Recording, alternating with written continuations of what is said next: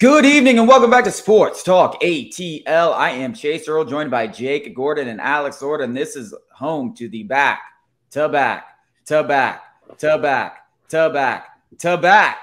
champion, NL East champion, Atlanta Braves. I actually had to count that. You didn't see my hands under the table, but as I was going back, I was like back.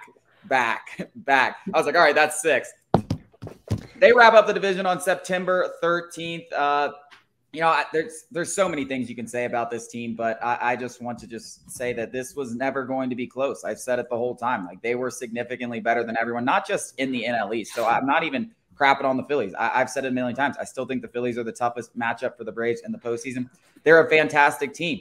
The Mets obviously didn't show up. The Marlins have been better, but the NL East is no cakewalk, and they made it look like a cakewalk from start to finish. This is, as I've said, the best offense in MLB history. I mean, you look, they lead in every offensive category. They're about to slug over 500, the first time that's ever been done in the history of the game. Like, you can talk about the 1927. The 1927 Yankees hit 158 home runs, buddy. The Atlanta Braves are about to hit 315. This is the most powerful lineup. We've never seen anything like this. It truly was a joy to watch from start to finish. And now we get 16 games to sit on our butts and just basically enjoy it and clap it up, because they dominated this season. Obviously, it's just another, box checked, as they all said after the game. It doesn't really matter until the postseason, and it all starts over in the postseason. But it was fun to watch. And these next 16 games are kind of going to be there's not really, for the last 2 months, there hasn't been very much pressure on anything. I mean, it's pretty much been wrapped up for 2 months, but it's been fun to watch. I'm happy for them. 6 straight NL East titles. The division dominance over the last 30 years has just been remarkable. 18 titles and 29 seasons, I believe. Maybe it's 30. No other team has more than 5. 6 straight NL East titles. As I said, since we joined the division in 1994, no other team has more than 5. So in the last 6 years, we have more than any other divisional rival over the last 30 years. So this is just who the Braves are. I don't understand when people tell me not to be cocky, because it's like, bro, we win every year. It does seem like the guys enjoy it, and I'm very happy for them. This is one of those things to where I like to talk about it for a night. I like to say, oh, haha, look what we have and what you don't. But other than that, it's back to business after that for me. Of course, I'm not on the team, so it really doesn't matter. But, I definitely think this team has higher aspirations. I definitely do.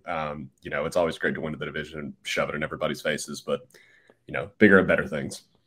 Yeah, I do want to address one thing Chase said about the Yankees. Those Yankees were playing on fields that were like 800 miles wide. I mean, those fields were absolutely ginormous. Of course, they weren't hitting home runs like we were. But I digress. Yeah, the Braves are the best offense in baseball, up there with the greatest offenses of all time.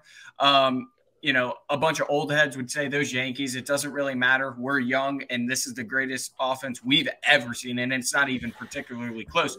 When you have a guy who is going to break the franchise record in home runs, leads baseball in home runs, leads baseball and runs batted in, and he's not even in the MVP conversation because his teammate is just far and away better, that's how you know how spoiled we are. And I've said it time and time again, especially for us younger fans, we're all in the 20 to 30 range. We weren't really, alive and conscious.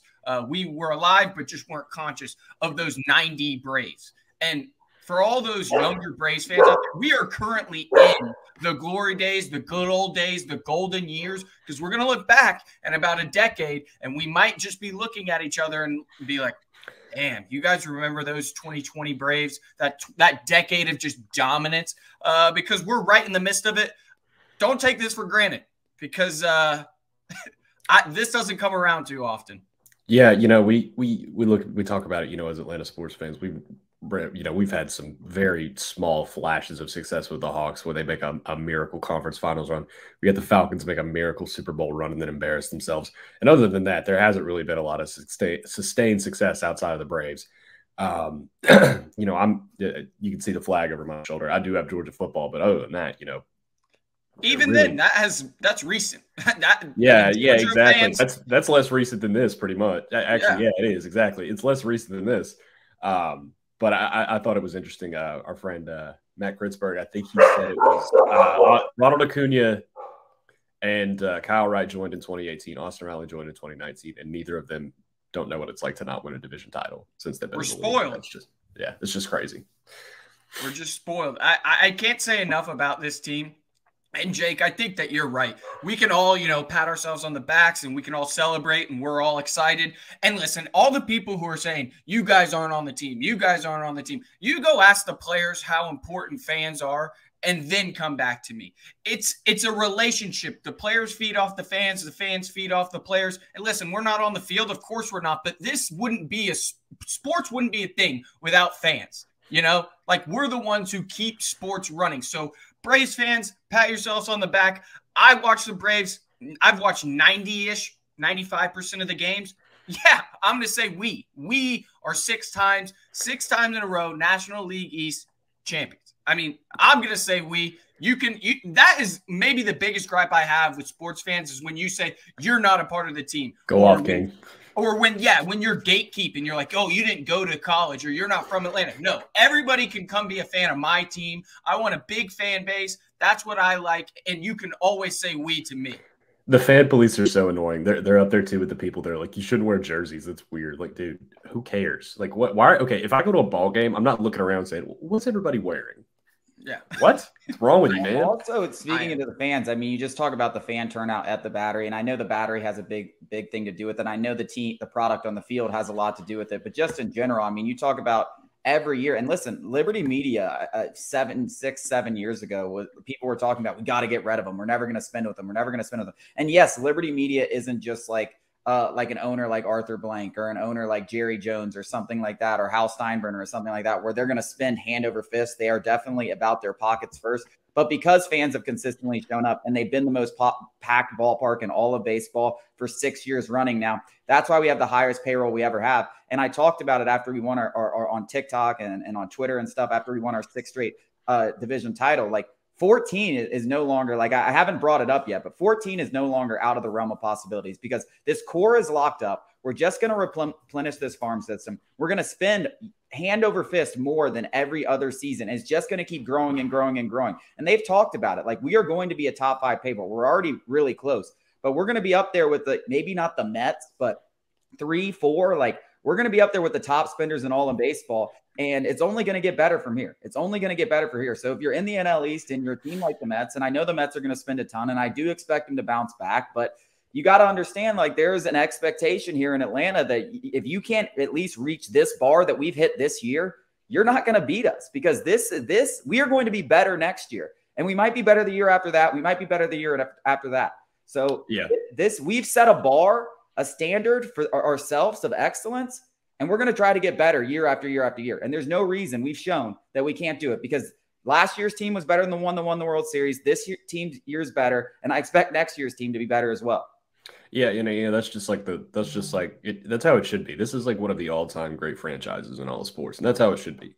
One of the main things too is, back before the Braves won their first title, I used to always have, like, oh my gosh, like, I can't believe Snicker. I can't believe Anthony. I don't care anymore, man. I let these guys do their thing.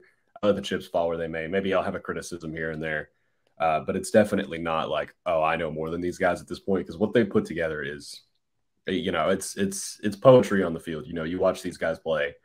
It's a special team. It's a special time to be a Braves fan, and so it's hard to even complain about. And if we lose a game, it's like, man, okay, we'll get them next time. If it's not a playoff game, clearly, regular season, we lose a heartbreaker. I'm not going to sit there and say, well, we got to get rid of Brian Snicker. He clearly doesn't know what he's doing. Like, it makes it a lot easier to be a fan whenever you actually do have what do we have. So, yeah, I think it's a little disingenuous to be one of those people who pouts after every single game, every time they lose. So,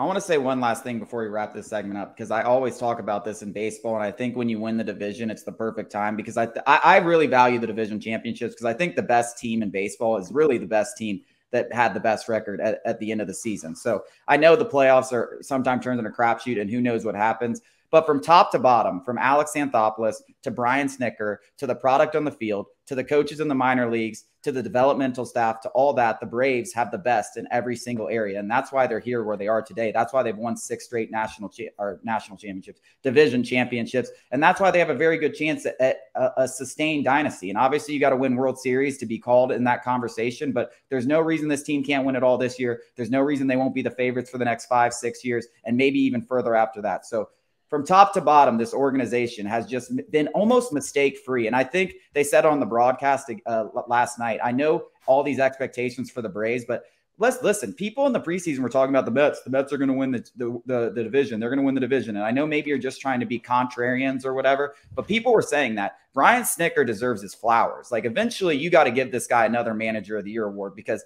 he, from start to finish, I mean, you can talk about maybe a little mistake here, a little mistake there, but for the most part, he's really good. And what he's really good at just managing this group through an entire season. And he does it well every year. And there were times in the past where I question him, but like you said, Jake, like, we're past that. Like, if you're still questioning AA, if you're still questioning Brian Snitker, if you're questioning anything that these guys are doing, like, I just don't even know, like, what you're talking about anymore. Like, you're speaking a different language, because this is the pinnacle of baseball. Coming up after the break, we are going to break down the Falcons and the Packers. Sorry, Alex.